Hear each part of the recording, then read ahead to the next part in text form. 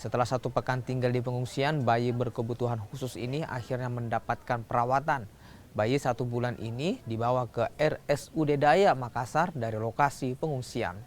Bayi tersebut akan ditempatkan di ruang khusus hingga kondisinya membaik dan juga rumah ibu bayi tak lagi kebanjiran.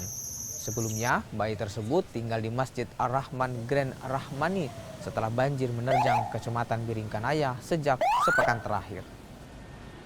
Di pengungsian ternyata ada anak bayi yang prematur baru dirawat di rumah sakit Daya selama 3 minggu. Kami khawatir kalau terus-menerus di sini kita tidak tahu ke depan bagaimana karena umur bayi masih kurang lebih 1 bulan ya.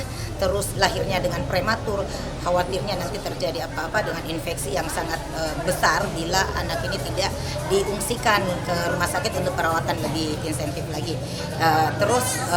Intensif lagi.